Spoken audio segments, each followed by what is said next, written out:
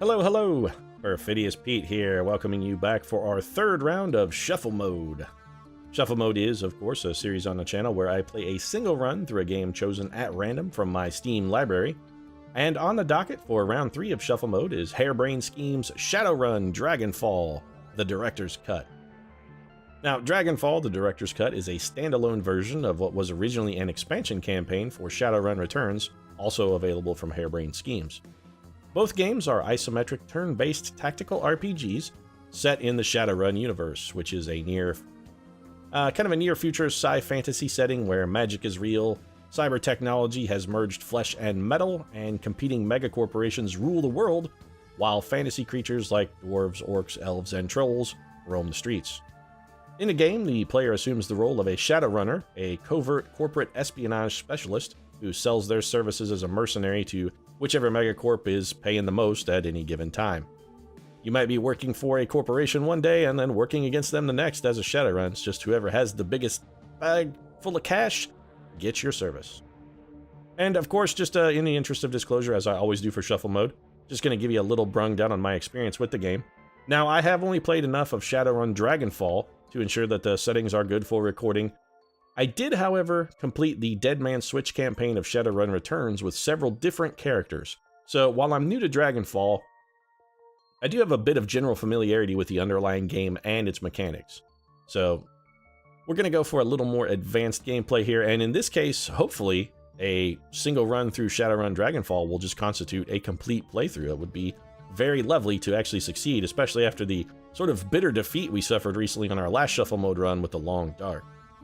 But with all of the prelude taken care of, let's hit this play button, get Shuffle Mode started, and get introduced to our Shadowrunner. We're just going to be playing the Dragonfall Director's Cut campaign.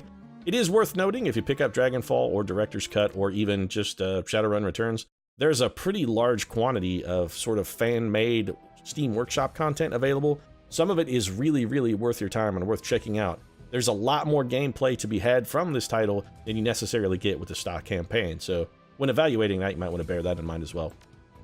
Our character is going to be a dwarf.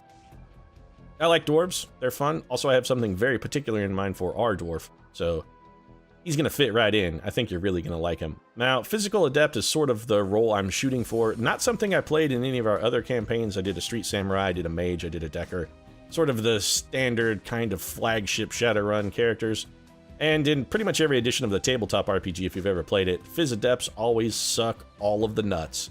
So I thought it'd make a good choice for our plucky little dwarf here to sort of start out as an underdog. We're going to make him a dwarf. I'm not going to go with the sort of stock-built Physical Adept, though. We're just going to custom build one.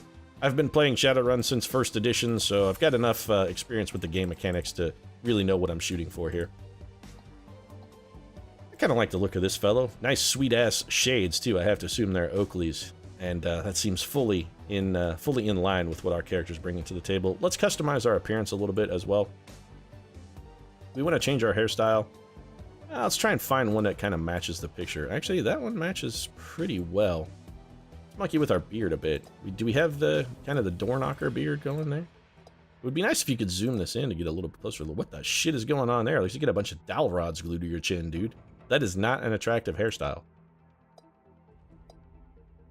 We got the full-on shovel beard. Not really a good look for a dwarf. It's, I think, a little too Tolkien-esque for my taste. Nice little Fu Manchu, but not really rolling for that either. Where's the door knocker? Just, like, give me a nice door knocker sort of... that's probably... Actually, that may be what we started at, and I think that's probably right. You know what? That's fine. Horns, I'm assuming, are probably reserved exclusively for trolls. Let's change our hair color a little bit. Let's just darken it up a bit. Well, then we don't match our picture. Never mind. I don't like that. We want to match our picture.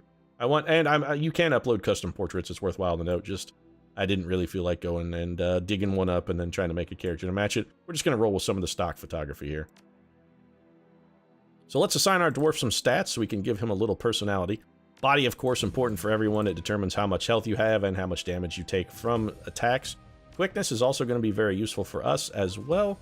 Mostly in the dodge capacity, because all of the quickness skills, range combat, pistol, SMG, shotgun, rifle, you might notice all of those are gun abilities, with the exception of dodge, which we're going to want because we're going to be primarily a melee character, and since we're going to have to run up to people in order to hurt them, We're going to want to try and keep our dodge as high as possible. Strength also is going to be very important for us because, again, we're going to be dashing up to try and hurt people. So it's going to be full-on fisticuffs for us. You know what? Let's hold off on another point of strength.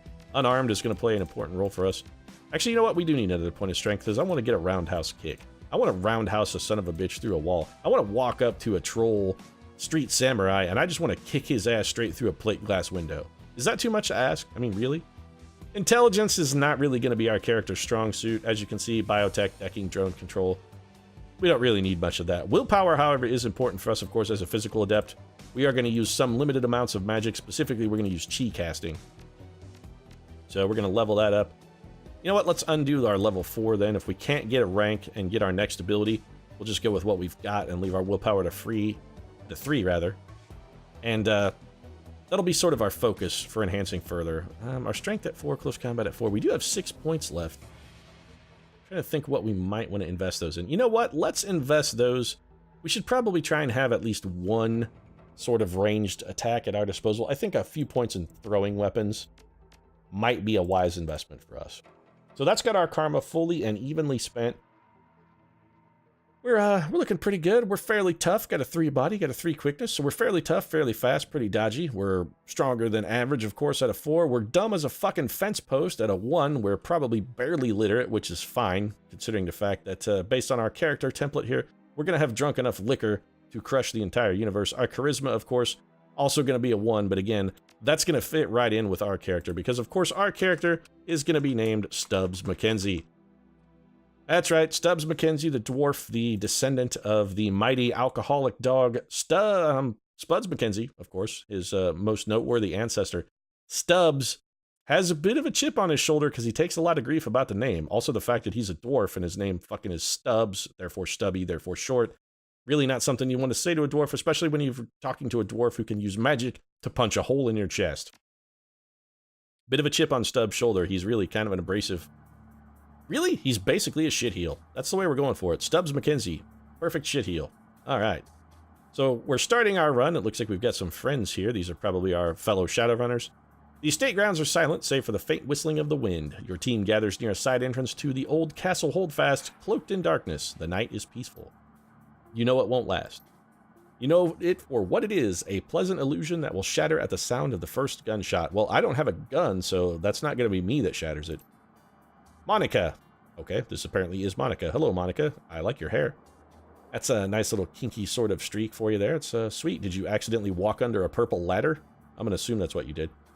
Listen up, folks. Monica Schaefer, you ran with her back in the day. You watched her get her first data jack. Now she's your team leader and a Drek Hot decker to boot. Well, she is pretty attractive, I gotta say. I don't know whether her decking skills apply to the Drek Hot, but she's an attractive lady. Monica, we're on a tight timetable. I want to enter the estate, find the basement, open the data vault, extract the files, and bolt.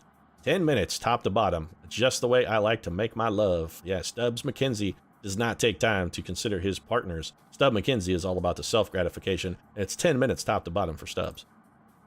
Dietrich, clearly one of our other companions. Trying to get home in time for worm talk, love? Dietrich, shaman, the old man of the team. He smiles at her, his facial tattoos writhing in the moonlight. If you have tattoos that writhe in the moonlight, you should seriously consult your tattoo artist. I'm pretty sure tattoos are not supposed to move once they've been stapled to your skin. Monica. Monica's eyes twinkle with mischief. Maybe. Dietrich, how many times have I told you you can't trust anything that comes out of a dragon's mouth? That trid trash will rot your brain. Never trust a dragon, folks. I mean, that's the Shadowrun axiom. Shoot straight, conserve ammo, never deal with the dragon. Monica. She grins. It's educational. Besides, this should be a milk run. Security is supposed to be light, a few automatic weapons, no armor. With a little luck, they'll never know we were here. Ah, well, how does Stubbs reply? What's the douchiest move? I watch your back all the same. In my experience, there's no such thing as a milk run. In my experience, there's no such thing as a milk run. We're going to try and be contrarian at pretty much every opportunity, because Stubbs McKenzie, like I said, the man's got a chip on his shoulder. He's a gruff dwarf that takes no shit or no lip off of anyone. Glory. Words of wisdom from our new addition. I agree with Stubbs McKenzie. Glory, razor-clawed street samurai. Her voice is cold and neutral, her expression placid. I would not call this a placid expression. I would say she looks fucking angry and or pissed off. They may only be private security, but their bullets don't know that. I can patch you up if I'd have to, but I'd rather not. Monica, you people need to relax. We're professionals, remember? Monica raises her arm and speaks into her wrist-mounted comlink. A darkened face shimmers on the view screen. Iger, are you in position? Iger. The comlink crackles and response comes back low and soft, softer than you'd expect from a troll. Well, you know, I have no preconceptions. Why are you assuming that I would assume that a troll is gruff or loud or something? That's racist, man. That's racist. Affirming. Affirmative. The alarm lines have been cut, and I have a clear line of fire on the estate's service interests. When you exit the building, the path will be clear. Well, that's good for us. Excellent. Thanks, Iger. Just doing my job. Iger out. The comlink goes dark, and Monica winks at you as she drops her arm. See, we're professionals. I'm not fully convinced based on the fact that you've already made like 2 racist comments in like the 5 minutes we've been hanging out. You don't exactly have a fantastic fucking track record so far. Alright, people, enough chatter. Our client wants the data from the vault, so we get him the data from the vault. Quick, quiet, and quick. She apparently went to the Rip-Torn Dodgeball School of Shadowrunning. Dip, up, dive, and dodge.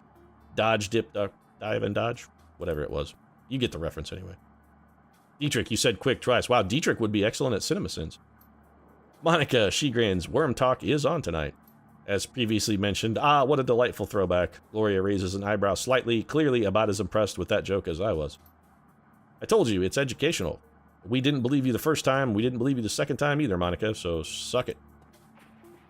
We have a hand over here, so let's see what we're picking up. Your gear and some weapons lie in the back of the van. Alright, well, let's grab a weapon. Seems like a strong place to start. There are a few spares to choose from. Grab the pistol, grab the SMG, grab the rifle, grab the shotgun, grab the throwing knives, or grab the machete.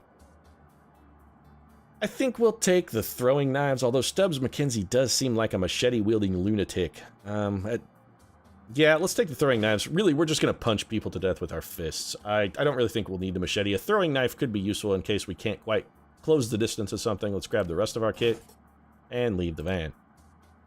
So we got a Frschetti frag grenade, a basic med kit, and 1,250 Nuyen. Clearly, my kit includes my wallet and some pocket money. Let's take a look at our equipment and see what we can specifically equip here. Alright, so we have a throwing knife equipped, and that's pretty much it. Alright, well, let's get to work then. I guess we're just going to walk here. Alright, well, we're just walking in. It's nice of the other guys to wait up. I appreciate it. This is technically, definitely a fucking professional outfit here. They completely ignored our presence and just straight up wandered in. Let's open this door. Real tight security on the manor here, too. We walked up to the front door and just let ourselves in. I mean, they didn't even have a fucking lock on the door. I guess we'll just assume that Iger has hacked it. Behind the scenes, off camera, we didn't necessarily see the unlocking that he accomplished.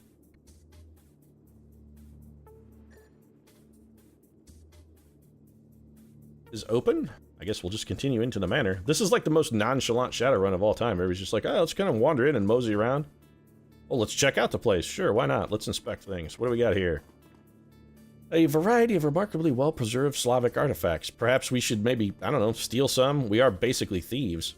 A complete skeleton of a theropod dinosaur. It appears to be genuine. Well, that's probably too big to steal. Is this a liquor cabinet? Because if it's a liquor cabinet, Stubbs McKenzie does not pass up on the liquor. We're taking it. The vase in this case looks both very old and very valuable. A fine scrollwork of lapis and gold leaf decorates its exterior. In the interior, it shimmers with the organic beauty of abalone shell. Your fixer could probably move this thing in a heartbeat. You can't help but notice the glass encasing looks awfully flimsy. Stubbs McKenzie is not a man of restraint. We're definitely not coming back for it later. Let's just smash the glass and take it. As you draw your arm back to smash the glass, Dietrich catches it. His gnarled hands tightens around your wrist. Not a smart move, Kleiner. We have a job to do, and hauling a great big vase around isn't part of it. Excuse me, my name is not Kleiner. My name is Stubbs McKenzie. And if you call me Kleiner again, I'll punch a hole in your chest, because that's the thing that I do. Dietrich offers you a toothy grin. Unless the vase figured into your plans to complete the mission somehow, do you have a vase-oriented strategy that I was unaware of? I was thinking we could... I'm gonna go with the smart-ass remark here. I was thinking we could use it to smuggle Monica into the data vault. Dietrich stifles a chuckle. That wasn't even a joke. I was serious. I was gonna cram her inside a vase, Dietrich. I was gonna punch her into a puddle of slop, put her in a vase, and roll her into the vault. That was actually my plan. An excellent plan, Stubbs McKenzie. I support it fully. We should get moving. No, we mustn't keep the others waiting. They're fucking standing right here. How are we keeping them waiting, Dietrich? I'm suspicious of this Dietrich fellow. Case in this display case, or cask rather in this display case, is decorated with the inlaid panels of ivory scrimshaw. I don't really care about whalebone. Alright, so in we go.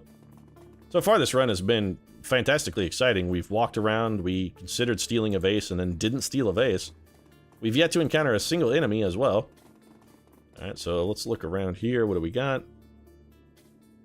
Now, we've got a Monty Hall 3-door style choice here. It looks like one of these doors is locked. And since we're already over here, I guess we'll just come open this.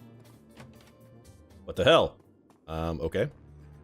So our little friend here appears to have been surprised, but he did pull a gun, so clearly we're fighting. You're now in turn-based combat mode. Each character on your team has an action pool. Spend these actions on movement, attacks, or using spells and items. Once your team's turn is complete, the enemy team will move and attack. Yeah, additional tutorial information I don't really care about. I've played this game before. Don't really feel I need a tutorialization. So, we have a nice roundhouse kick. Yeah, I really want to roundhouse a dude through a wall. Alright, so Killing Hands is a passive. We've got that. That's pretty much on all the time. It increases our unarmed damage. We're not going to be able to get close enough to punch this guy. So what we're going to want to try to do is find something that approaches cover. Say this. So we'll move to here. And since we can't punch him this turn, we'll just whip a knife at him. There we go. Yeah, that's right. How do you like that? Stubbs McKenzie doesn't fuck around. I lead things off straight with a knife to the face, you son of a bitch. We have a 64% chance of hitting him from here. I have a feeling this guy probably has friends. So, you know what? Let's try and take advantage of some cover here. We'll move Glory over here. It looks like Glory can hit this guy with a pistol. She got a reasonable shot, our Glory. She cannot see him from there. Alright, interesting. Dietrich is apparently some manner of mage. That's good. Actually, what we're going to have Dietrich do is we're going to have him haste.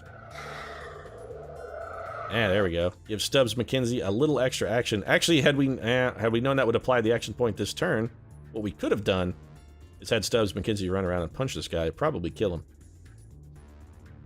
Can we punch him? Yes. Well, we're gonna do that then. Suck it! Oh, we missed. Damn it, we tried to punch him in the heart and we missed. Our Kung Fu is not as strong as I had hoped our Kung Fu would be. So we're gonna take an aim shot here. This does take 3 action points, only a 54%. He's really hurt, 83% chance to hit. I like our odds. There we go. He was flanked, times 2 damage. That man is fucking sucking floor. He's done dealing. That just leaves good old Glory. What do we want to have Glory do here? Overwatch is not a thing in this game, of course. There is no Overwatch mechanic. So let's have her move forward. Get to some cover. Alright, so we have more guys coming at us here. So there are intruders at her position. Stubbs McKenzie is very, very far away. How close can Stubbs get and possibly find some cover? Stubbs will have some cover here. Yep, so we're going to have Stubbs dash forward so that he might begin his punching ruinous destruction. Monica, let's have you move to here. I think this probably offers better cover opportunities for us. You have one very bad shot. There's a case to be made for not shooting here, but I'm not really inclined to not shoot, so 28%. Let's shoot at this guy. He's in the open. There we go. Nice shot. Glory, you're going to have no cover there, so I don't really like that move. You actually have some cover where you are. This guy is still in the open. She can't hit this man, though. What if we use an aim shot? What's your chance like with an aim shot? 15% is not good. All right, we'll come back to you. Let's have Dietrich. Just take some cover first, Dietrich. Can you throw a spell? You could throw... You could give somebody aim. All right, let's give Glory some extra aim, since she does have an action left. We could maybe get off a shot here. What's your chance with a burst fire? 18 or 12. Both of those are bad. What about an aim shot? 33 or 27. I will take a 33% chance. It's a third of the time. We came up short, but we can shoot again. And we got a very sort of low damage hit. Not really what we were necessarily hoping for. Enemies returning fire here. Big old shotgun from the man in back there in the back, but I don't really think that's going to do us much good. Can we punch this man to death? Nope, can't quite make it. It's a little dangerous for us to run up and punch that guy without some support. You know what? Let's recover. Let's come back to Stubbs McKenzie in a moment. Let's see if we can get a little bit of help here. No cover there. We'll have cover here. Let's move a little closer, and we'll just take a shot at our troll friend here. He is all but dead. Honestly, I think we should probably have Stubbs maybe whip a knife at him. Stubbs seems to be doing more knife whipping than I'm necessarily comfortable with. There's 1 AP damage, but reduced AP damage. Single throw. Accuracy increased by 15%. Alright, well, let's take cover behind this plant. This is fantastic cover. This is the kind of man Stubbs McKenzie is. He honestly thinks this is legitimately a quality source of cover. He's good with a knife, though. Let's throw another one. Oh, look at that. Stubbs McKenzie right in the fucking heart. He'll punch you in the heart. He'll stab you in the heart. He'll break your heart. Stubbs McKenzie is a man of action and aplomb. Also, this lady is still alive. I can't help but notice we probably should have considered killing her. Can we hit her from here? Eh, sort of. Let's go with the burst shot. And I think she may be done. Nope, she's still got a little life left in her.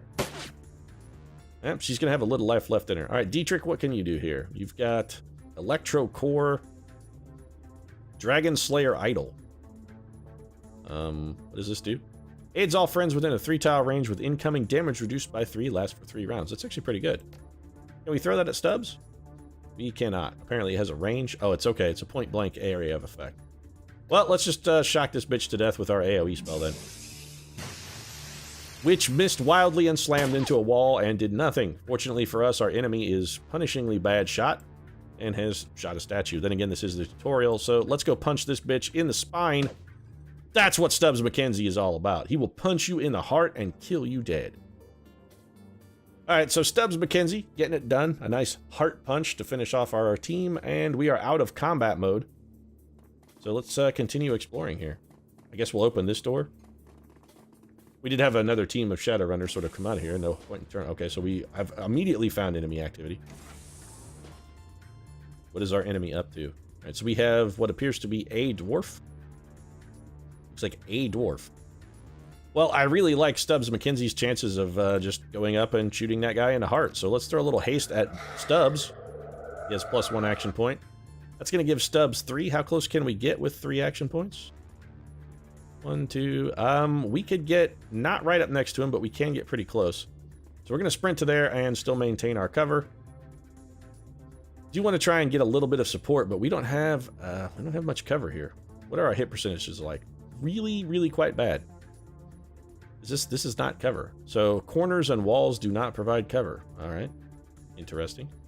I think we'll just have Monica move forward to cover with her 2 action points.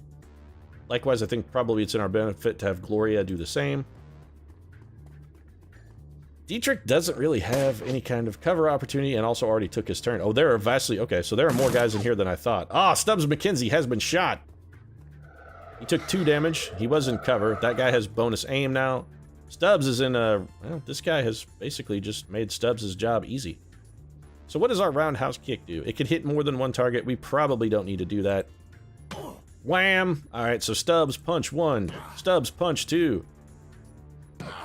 Stubbs McKenzie is on a brutal tear. This guy is getting beat into fucking pudding, folks.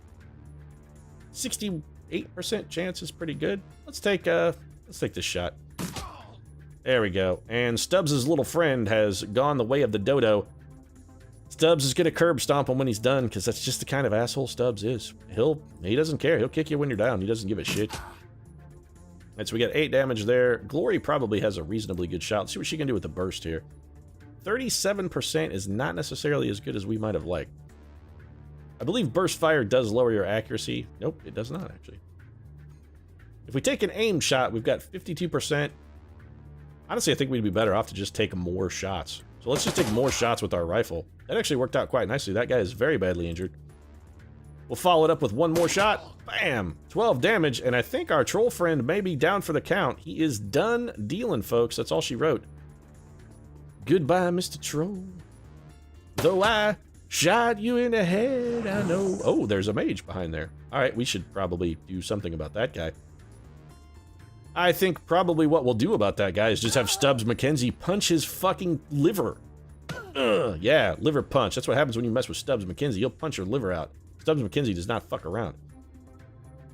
This guy is a little bit of a problem.